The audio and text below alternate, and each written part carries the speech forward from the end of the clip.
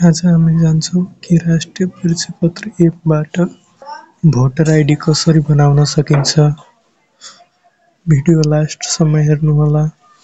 फर्स्टमा Chrome app open गर्ने अनि त्यसपछि सर्च आइकनमा voter ID registration Nepal search गर्ने।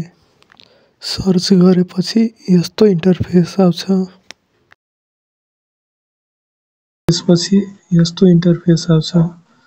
त्यसपछि तपाईँ नयाँ बनाउनुहुन्छ भने नयाँ दर्तामा क्लिक गर्नुहोला। त्यसमा क्लिक गरेपछि यस्तो आउँछ।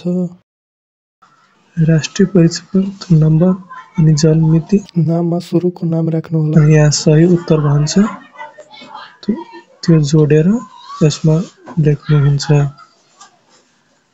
फर्स्टमा आफ्नो राष्ट्रिय परिचयपत्र नम्बर दिने। त्यसपछि आफ्नो डेट अफ बर्थ दिनुहोला। डेट अफ बर्थ दिएपछि आफ्नो नाम लेख्नुहोला। त्यसपछि एनआइडीबाट विवरण प्रमाणितकरण गर्नुहोस्। त्यसमा क्लिक गर्नुहोस्। त्यसमा क्लिक गरेपछि यस्तो आउँछ। यदि तपाईँ सब विवरण सही दिनुभयो भने त्यसपछि मतदाता स्थान छान्नुहोस्। तपाईँ कहाँबाट भोट गिराउनुहुन्छ। अर्को लेखेमा क्लिक गर्नुहोस्।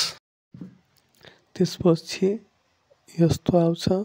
तपाईहरू एकचोटि हेर्नुहोला कि सबै विवरण सही छ कि छैन। अनि त्यसपछि सबै विवरण चेक गरेपछि लास्टमा इमेल र फोन नम्बर अनिवार्य लेख्नुहोला। अर्कोमा क्लिक गर्नुहोला। त्यसपछि तपाईँ अपाङ्ग हो भने होमा क्लिक गर्नुहोला। यदि छैन भने होइनमा क्लिक गर्नुहोला। त्यसपछि तपाईँ मातृभाषा अनि समूह वर्ग अनि योग्यता शिक्षा तपाईँ कति पढ्नुभयो त्यो छान्नुहोस्। त्यसपछि यस्तो आउँछ। तपाईँ यसमा सबै विवरण चेक गर्नुहोला। विवरण चेक गरेपछि दर्तामा क्लिक गर्नुहोस्। अनि त्यसपछि यस्तो आउँछ। तपाईँको भोटर आइडी बनिसके त्यसपछि मोबाइलमा वा जिमेलमा SMS आउँछ।